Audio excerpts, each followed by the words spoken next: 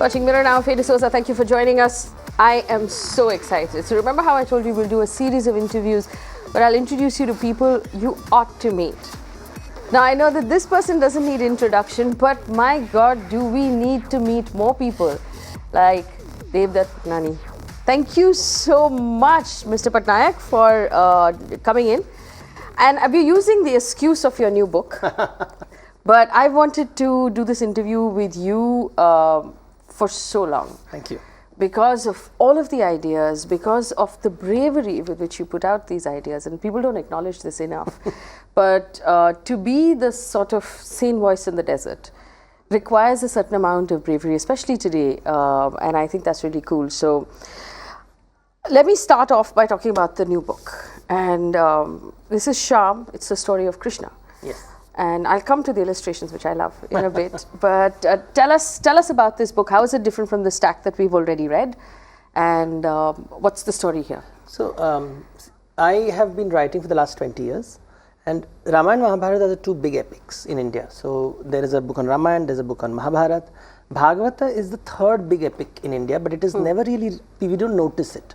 So when you say Krishna's story, it's very scattered. Yes. It's scattered. So there is a Bhagavat where he's doing the Ras Leela, there's Mahabharata where there is the, and nobody really has it strung together in a single simple narrative. And a lot of Krishna's stories are stories that our grandmothers tell us. Yes. Like when he was a baby, this happened, and then this happened, So and it's that the happened. only deity in India which is seen from every stage of life. So it's an infant, a toddler, a prankster, a lover, a husband, a friend, a student.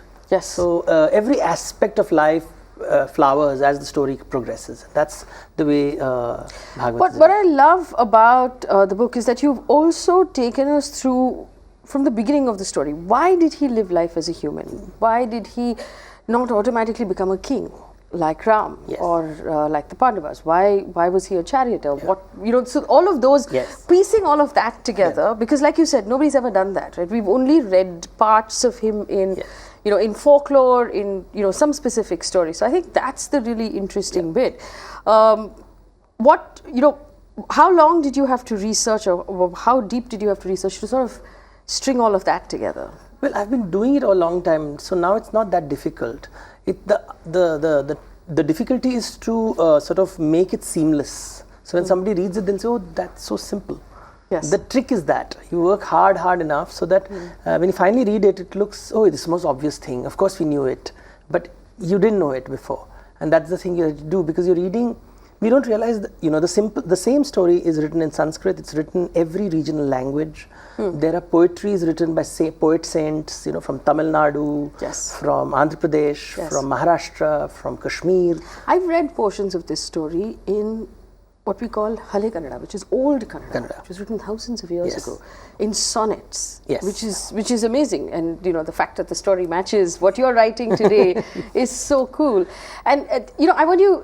So there's a portion of the book where you actually draw the parallels between the versions of Krishna down south, the versions of Krishna up north, because Krishna and all of those stories are fundamentally, are centered around Mathura. They're North Indian stories, but we have versions in the south as well. Yeah, and east. I'm from Odisha, and the Jagannath temple has its own body of knowledge over there. And every temple, like whether it's Udupi in Karnataka, or it's Thiruvananthapuram, or it is Guruvayur temple in Kerala. So it's, we do know that in India there is a sort of North Indian Hindi chauvinism, and sort of it obscures the rest of India. It doesn't exist. But like there's stories from Assam, and everywhere Krishna is very different. Shankar Dev, Manipur. So every part of India has a Krishna story. And to restrict it to a Gangetic plain, from where of course the stories emerged, but they became popular in every part of the country, and that becomes important. I love the illustrations. And I said this to you before we started, and I remember I forgot to ask you earlier, who does these? And you just said you do them. Yes. And they've sort of become, signature to your columns, your Twitter page, and also your books. Where did the idea come from? And see, I'm trained in medicine, right? So my science background is that you write, in medicine you have to do a lot of diagrams. Nobody bothered about language. Grammar doesn't matter in science. They'll say just write and put some diagrams. So diagram was very important to me as part of my education process. And for me, this is not an illustration as much as it's a diagram. I'm helping a person, so you express your idea through words and through lines. And the readers today have attention deficit disorder, so they don't read long stuff. You give them small stuff and then put an image there, a few bullet points, and it's designed like a guidebook. If you see some of those engineering textbooks are written with grey boxes, so it's designed in an accessible way. Gods don't have to be intimidated. I'm actually going to hold this up, and this is how a lot of your books are designed. Yeah. You have these, sort of highlighted bits. You have a lot of visuals, and the illustration provides a lot of relief. Yeah. Also because they tend to be stories that need to be imagined. Yes. They're not everyday stories. So there's a lot of imagination involved, at least for the audience, and the illustrations are simply gorgeous, and they have, it's specifically your style. It's nowhere near anything else I have seen. So thank you so much. So I like the simple black and white because again, no clutter. Yes. I like to avoid clutter. And the whole idea is, how do you get to the reader to get excited about this whole culture? It's a visual culture. Indians are visual. We have color. Our temples are everywhere. Our clothes are colorful. Yes, I particularly like this one. I don't know if the camera can get it. This is such a gorgeous illustration of Lord Krishna. Let me hold that up for you. You can see it. All right, great. I really love this. This one, the toddler. Yes, Laddu Gopal. I love it. There's something so beautiful about Laddu Gopal, and I think that's the endearing bit. But specifically in this book, before we get to the larger universe of your work, you have talked about Krishna specifically is a god who is not. He doesn't suit the Western idea of a god. Right? He's not moralistic. He's a lover. He encourages Yudhishthira to lie during the war. He encourages, to some level, Chalkapat, yes. And you brought that out. And you said that perhaps it was the British idea of what morality should be that caused us to cover up our gods. Krishna particularly, in his androgyny, the way he looked and all of that. Explain that to me. See, it's a paradigmic difference. And it's a fundamental difference between the East and the West. East and West... and East and West, I'm using it notionally, but the religions which emerged from Near East and spread around the world, God is a judge, and therefore, and you live only once. All these religions believe you live only once. So you have to live this one life, you want to live it the right way. Yes. And therefore you turn to God and His messenger who gives you the set of rules, follow these rules, and you'll go to heaven. Don't follow these rules, you'll go to hell. I'm paraphrasing it. Humans come with a user manual. Yeah. God's way of living. This is the God's way of living. This is not there in Buddhism, Jainism, Hinduism. Yes. So the Eastern, perhaps the more ancient wisdom sees human beings differently. So here, they see the rules are not so important as much as your relationship between the mighty and the meek. Okay. See, rules essentially are created to regulate power. So that in the jungle, the mighty eat the meek. That's how it's the law of the jungle. Yes. In civilization, that is not acceptable. That is why it's called civilization. Yes. The mighty have to help the meek. And that's the meaning of Dharma. So everybody tells me Dharma is a very complicated thing. And I'm like, no. I have gone through Shatapatha Brahmana, I've read all the scriptures. It's consistent. It is the mighty shall help the meek. Yes. So it's not whether you lie or you're honest. It says in that context, are you helping the meek or exploiting the meek? That's the idea. The idea is not whether you lie or are honest. You will be very honest and exploit the meek. Then it's not Dharma. So it's not about right and wrong. But a lot of people could use that argument then to justify a lot of the wrong things they do, saying my intention was to help. Of course. And that's why Krishna has the Udyoga Parva where he catches the crook. Because we can fool ourselves so beautifully, right? The greatest delusion is to imagine that we are nice people. But the fact is, when you are aware of your strength and power, and you're using words, clever words, that's what Duryodhan does. Duryodhan is continuously saying that I am the victim, I am the victim, I am the victim. And Krishna is like, who are you fooling? And you're using the law to protect. You're not willing to share a needle point of territory I will not share. Yes. Now that is territorial animal behavior. To not share is not human. So you stop behaving like a human. I will not treat you like a human. I will treat you like an animal. I'll treat you as animals. And when you hunt an animal, it's not a crime. And so it's a very complex way of looking at the world. It is now. So everything has a point of thing. Is that I suppose it makes sense because it is now. Because now the mighty has become weak. The tiger needs to be protected from us. Because now it's become the meat. So you have to take, that's what civilized behavior is all about. So today if you go and kill a wild animal, people say, what is wrong with you? They are an endangered species. So everything is contextual. So Ram, when he's king, is not he's mighty. It's a role he has to perform because he's the eldest son of a royal family. It's not something he chose and he meritocracy and he fought to become a king. He was just accident of karma. You're born in a particular, you do the duties whether you like it or not. So apply that to today, and there are so many different ideas we are now dealing with in the country, right, or in the world. I might be mighty because I'm upper class and educated. I might be meek in another area of my life, maybe because of my sexual orientation, or I might be meek in a different. So we can't actually, so we're actually mighty and meek given the situation that we are in. That's why it is called Dharma Sukshma. That's subtle. That's why you cannot have a set of rules. That's why India never had a set of rules. They'll always see the context, see the context, see the context. And in every context, you have to see what Krishna trying to do. So everybody tells me that, Krishna cheated in the war. I said, so what did he get at the end of the war? And because if you cheat, you're doing it for yourself, right? I'll get benefits. But in the end, he gets a curse that your entire family will die, and you'll witness your children, your grandchildren, your entire family destroy themselves, and you'll be shot dead by a hunter like an animal in the jungle. That's what Krishna gets for fighting the Dharma Sthapana. So that's karma, right? You may say I'm following Dharma, but rules of karma, you've broken the Kaurava's mother's heart, Gandhari's heart. Yes. That is also true. Her pain is true. Her curse is therefore true. So Krishna, who establishes Dharma, is cursed. So I keep telling people when they say, "Humko dharma sthapana karna hai," I said, "Haan, shraap ke liye razi ho? Are you ready to receive the curse of the people you hurt?" Because that Krishna had no problem. He said, "This is what has happened." And his entire family and clan, here is God watching his entire family being destroyed. Why? Because somebody cursed him. And this is the whole narrative. And that's what we don't want to deal with, these aspects of. Or when Arjun is fighting the war, and Bhagavad Gita is seen as a motivational speech, but at the end of it, Arjun loses all his children. So what victory did they get? It's a Pyrrhic victory. But nobody, when you show it on television, you'll make it sound like battle of good over evil and the Kauravas have been defeated. It's not that simple. It's not that simple. Also, the idea that Arjuna was being taught by his charioteer while he was in the middle of a war. So this is not something that, this is not teaching of leisure. No. So it's a crisis management. It's crisis management. That's nicely See, put. this is, India had two major forces. One is the monastic orders, which was saying withdraw from the world, withdraw from the battle. And mostly Buddhism and Jainism were in that department.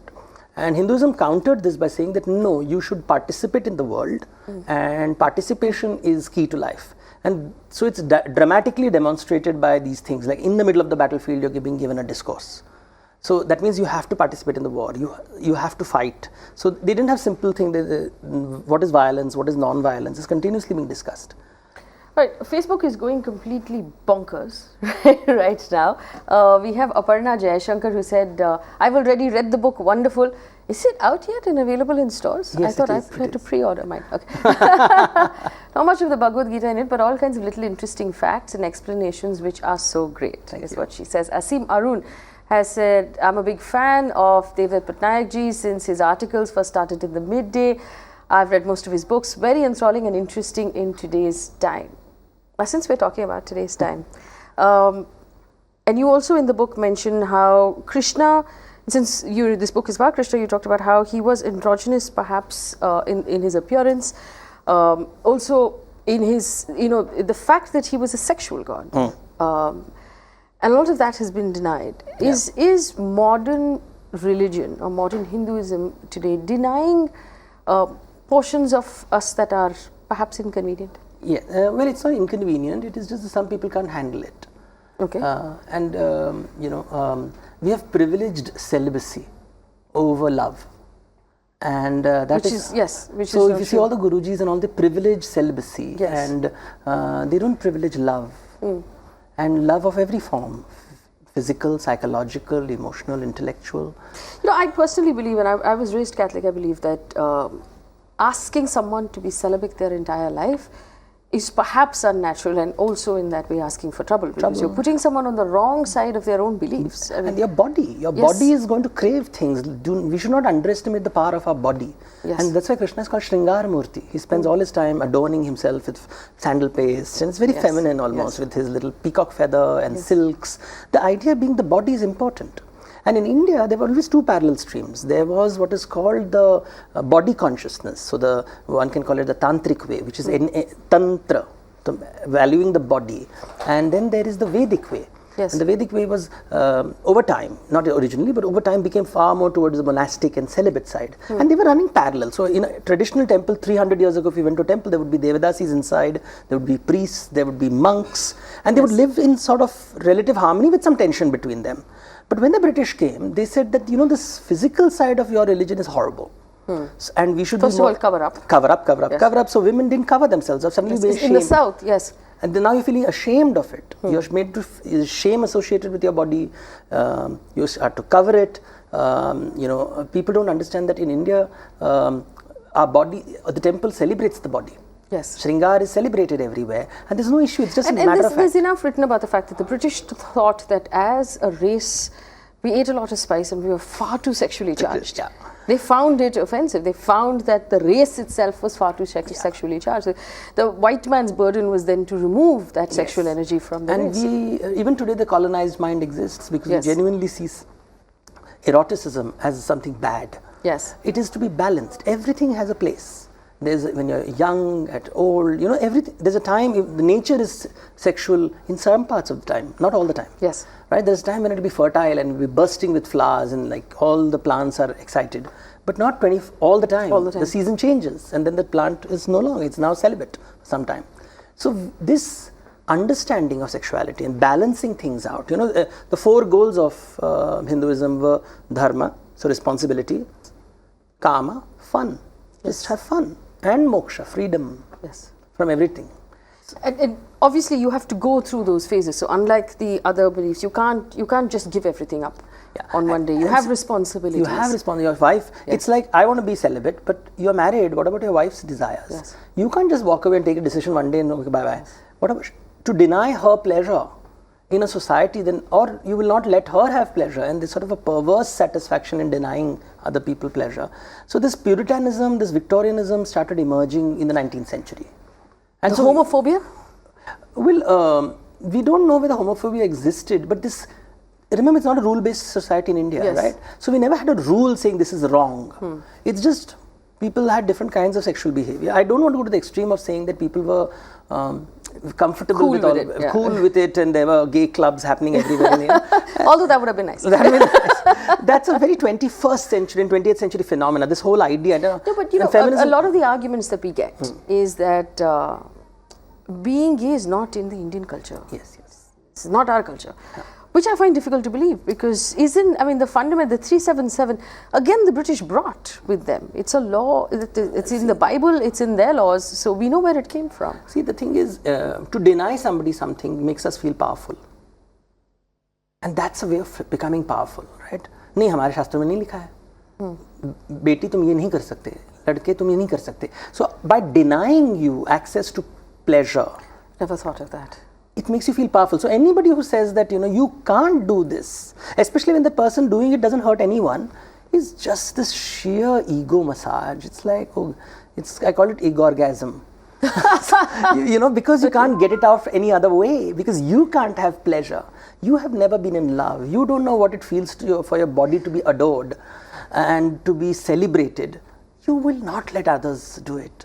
Because so this whole idea of denying someone the ability to love, denying someone the ability to attain or to get pleasure, which they have a right to, this moral idea of girls should not do this, should not wear that, should not go here. And let's be honest, in India, we deny women their sexuality. Yeah, completely. They're stripped of their sexuality. Yes. And this, recently I just read some paper just on the way about this another honor killing. And you just kill because she didn't marry the man of your choice. And these are all just ego massage. I said, wherever there's Atma Gyan, wherever you understand, you're genuinely a spiritual person, you let it be. Every plant is androgynous, right? It has male and female partner. I keep telling people, jahan har ped kinnar hota hai. And they say, what do you mean? I said, every plant has a male side, male organ and a female organ. Yes. So it's a kinnar, right? Yes. So then there's a silence in the room. I said, Prakriti mein there is homosexuality. In nature it is there. Now culture has to decide whether it will accommodate it or not accommodate it. And it will not accommodate because it doesn't have the maturity to accept other people's love. And the maturity that nature has. That nature has. Nature allows everybody everything. Culture plays, because also in nature, the strong feed on the weak. In culture, the strong have to take care of the weak. And therefore, marginalized communities, sexual minorities, women are not allowed to have pleasure in our country. Bhog, vilas. Therefore, Krishna, when he does the Rasa Leela, the women are coming adorned at night outside the village. Yes. I mean, imagine they're coming bedecked, bejeweled, wives, mothers. Yes. They are leaving their house, secretly going into the middle of the forest to dance with this young man. They're feeling safe. They're feeling in this place, they feel they're acknowledged, their desires acknowledged, and that's what the Rasa Leela is about, where the person is looking at you and allowing you to express your desire and dance, and that's the dance. So the whole idea right now, in India at least, that Nari to Hamari maa hai. So you're already, it's like Bollywood, right? Where you're a really young person, you've already been, just fast forwarded into being a mother. So you're not allowed to be sexual, you're not allowed to be young, you're not allowed to have desires, you're expected to already be mother-like. No, see, this is the son who suffers from sexual jealousy. Okay. Because mothers also have sexual desires. Mother also has a lover. She has a husband, Why are you denying your mother sexual pleasure? Because you can't think of mummy having sex with daddy. Yes. We don't want to see our parents as sexual beings. They are people also. So when you see the images of Raj Rajeshwari or these grand goddesses in India, they're sitting on top of their husbands, enjoying themselves and giving audience to their devotees. So these images are very sexual. When you read Adi Shankaracharya, he's a celibate monk. He writes the song on the goddess, Saundarya Lahari, waves of beauty. Saundarya, beauty, Lahar, Lahari. And he's describing her, it's an extremely erotic verse. He has no problem looking at his mother as an erotic being. Or when you read Govardhan and all these poets who have written Arya Shaptasati, the descriptions of Lakshmi who falls in love with Vishnu when he's taken the form of Mohini. So the goddess loves her husband when he becomes feminine. Yes. This is eroticism at another level, but these are our ancient scriptures where there was complete comfort with pleasure. And at one day, the Bhartri Hari, 15 days of the year, of the month, he would be a monk. 15 days he would be in his inner quarters with all the queens and harems enjoying life. Then he'll get bored of it, again he'll go and become a monk, and then again he'll come back. So I actually want to ask you, so if we grow up and remove 377 in this country, will we be perhaps more Indian? Yes, we will be. I think I think if we, Section 377 is just one of the many laws that have to go. Yes. Right now, the adultery law. The adultery law. The adultery law. And makes my head spin. But so there are strange laws belonging to some puritanical Western ideas. We are not being mature. I wanted to ask you about, sorry, I'm rushing through this because I have so much to ask and so little time.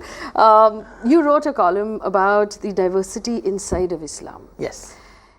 Is the Islamophobia that we are seeing also fundamentally un-Indian? Because we were taught to chill, right? We accept everyone, just relax. When we look at any culture or any civilization, we should always remind ourselves very simple things. That Islam is also of many types. There is a good side, there's a bad side. Today what has happened is, there is one group which is, Islamophobia everybody knows, but there is also Islamofetishization. And these two are the extreme ways of thinking, extreme, and they control the discourse. The truth is somewhere in between. Somewhere in between, So today, I remember I put a tweet across where I was questioning that, in European countries, there's a huge problem. There are refugees coming from the Middle East, but they are not willing to give their daughters or people around them women's rights or LGBT rights. Yes. I got Islamophobic. I said, no, that's not Islamophobic. I'm just raising an uncomfortable question. But the moment you gag me with Islamophobia, that's a dangerous thing. Or label me. This is a very clever way of gagging. This is a problem, and that's what our government in India did. We did not acknowledge. I mean, when you will say Islam, who will they go to? They'll go to the most backward mullah in town and appease them, rather than the more liberal people. And there's a spectrum, right? You select your some of the most wonderful artists and scholars in our country are Muslim. So the government would always go to these dark, who have control over a vote bank lobby. And they really have their power through denial. Women will not have to do this. Women can't study. Gay people are not allowed. Fatwa nonsense. And not allowing that, and they're sensible Muslims saying that nobody's listening to them. I'm sure there are many people like that. Soumya Smita Mukherjee says that there's so much information in his books. I love to read them. Thank you, sir, for such lovely books. We come to know so much. Thank you again. Raj Shekhar says, is the book available? Yes, it is. As plug moment. Is the book available? Yes, it is. This is what it looks like. It's beautiful. It's pink. It's called Sham. I must ask you this, and this is honestly how I feel, and I've actually never talked about it. I believe that religion of all kinds, including the one that I was raised in, just ties us down at this point. They're just, like you said, rules. Don't do this, don't do this, don't do this. And however it might have started, whatever the pure thought was when it started, it has now become an organized way to control people. Yes.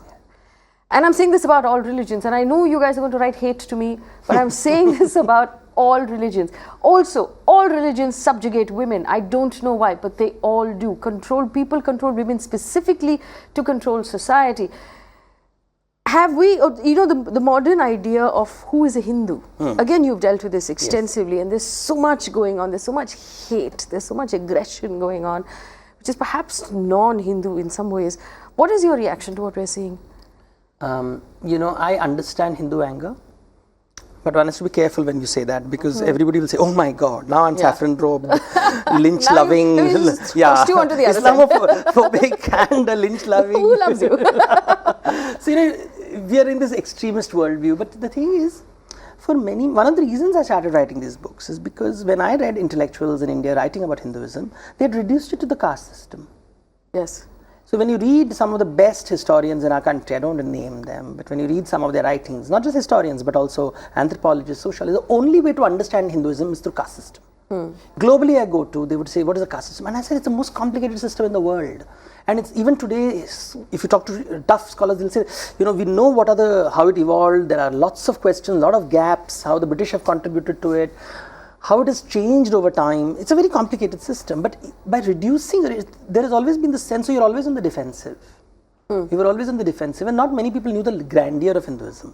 Okay. Also, the complexities of Dharma, Artha, Kama, Moksha, the books. That's why these books are so extensively researched, to give you access. But specifically, you said you understand Hindu anger. Yes, this is where the anger came. This sense of being gagged. And therefore, what happens if I gag you for a very long time, you start doing stupid things. You see, and everybody does stupid things, and this is what is happening right now. It has now reached a point, and this bus has burst, and it's a dirt, and somebody's of course going to exploit it because it's there out there. So you believe that violence in the name of the cow, for example, which is called Hindu. That's no. So this is now I have taken your anger, and I have now given it a form. Which also serves other purposes, right? Denial of people's occupations. It's like I'm channeling your hate. I'm channeling your hate because you see, traditionally the Jains were non-violent, but we all lived in ghettos. The Jains lived in one area, everybody lived in it. So the butchers lived in another area. They never mingled with each other. So this was the caste system, right? It allowed separation. I don't have to see you slaughter animals. You can live your life this way. But now, egalitarian, everybody can live anywhere. Now, in front of my house, there's a slaughterhouse. I don't like it anymore. The new world order is now trying to figure out what to do. Because the old order kept everybody just separate. It created ghettos. But the ghetto allowed people to have their own kitchens, their own food habits. Across India, in Chandni Chowk, there's a Jain Gully. You didn't have to smell what was coming out of another so we go to the Jain, kitchen. the money lenders for all the Muslim, the Delhi Sultans were Jain community people. Yes. And they were respected. This is your gully, we will not come in here, you have your Jain mandir, and it's the cleanest part of Chandni Chowk in Old Delhi. They're still there, beautiful temple, beautiful road. But in the middle of this very crowded Muslim locale, how did it happen? These were the old models in India that different tribal groups living separately. But that no longer applies. And now it is. And therefore, people who are privileged, when you strip people, when you make people privileged, guilty all the time, they start getting angry. And there was a huge brain drain in India. Economically, we were not doing well. So the smartest groups of people but they were not getting access to colleges because of certain policies. They migrated to the West. They're carrying the anger with them. And they're waiting. And their anger, who is exploiting? There's another group of people saying, oh, you have been denied access to our country.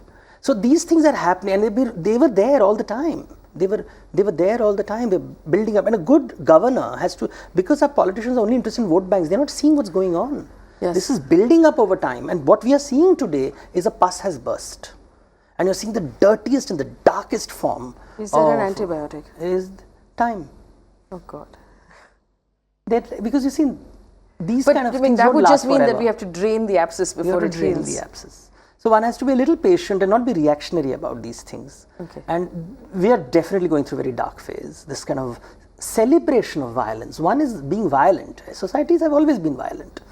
But we are now in this gory celebration of violence for power. And that's the dark side. But I do believe this is happening around the world. And what is happening? It's a pushback. But you believe, I mean, more importantly, you believe it's a phase and it will play out. Everything is a phase. This is play philosophy, no? So, aata hai, jata hai. Which king has lasted forever in this whole world? Ozymandias. That is so true. So we assume this thing will never go away. Change is the only constant. Change is the only constant. And anybody who thinks I'm going to rule forever is a fool. Even Krishna one day moves on. Mr. Pattanaik, I cannot tell you what a pleasure it has been to speak with you today, and I have run out of time, so I'm going to have to wrap this up. But we will ask Mr. Pattanaik to come back and speak to us again soon, because I have more questions, and I'm sure my audience has more questions as well. Thank you so much. Thank you.